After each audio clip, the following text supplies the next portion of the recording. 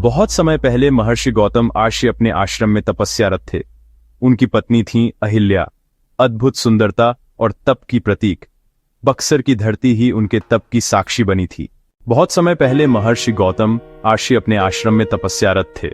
उनकी पत्नी थी अहिल्या, अद्भुत सुंदरता और तप की प्रतीक। बक्सर की धरती ही उनके तप की साक्षी बनी थी। इंद्रदेव अहिल्या की सुंदरता से मोहित हो गए। एक दिन जब गौतम आर्षि स्नान के लिए निकले, इंद्र ने उनका रूप धारण कर अहिल्या से छल किया। अहिल्या इंद्र का छल समझ नहीं पाई।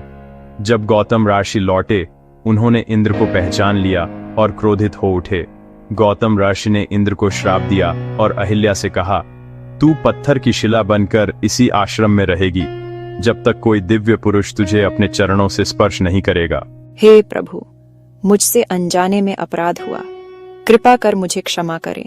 त्रेता युग में जब भगवान विष्णु राम के रूप में अवतार लेंगे, तब उनके स्पर्श से ही तू शाप मुक्त होगी।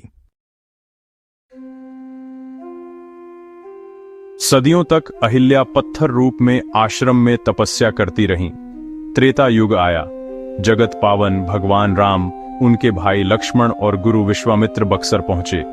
वहीं अहिल्या शिला रूप में विराजमान थीं। मुनिवर, ये स्थान इतना शांत क्यों है? यहाँ अहिल्या तप कर रही है। आर्षि गौतम के श्राप से पत्थर बनी पड़ी है। आज तुम्हारे चरणों का स्पर्श इस शाप से मुक्त करेगा।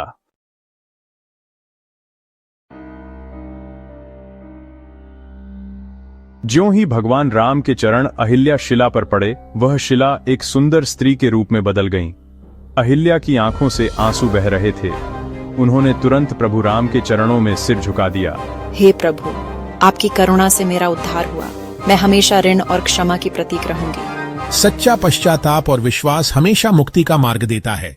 बक्सर बुक्सार के अहिरौली गांव में आज भी अहिल्या स्थान है, जहां भक्त श्री राम के चरणों की करुणा को महसूस करते हैं। ये चौकी आज भी पवित्रता, क्षमा और आशा का प्रतीक है, जहां हर वर्ष श्रद्धालु अहिल्या जी को याद करते हैं।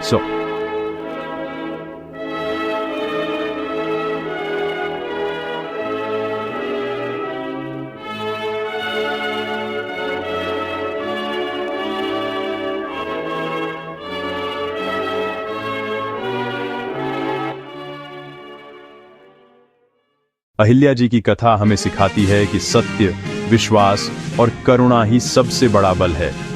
बिहार के बक्सर की धरती इस दिव्य घटना का साक्षी है, जहां भगवान राम के चरणों की धूल ने एक निर्दोष आत्मा को नवजीवन दिया।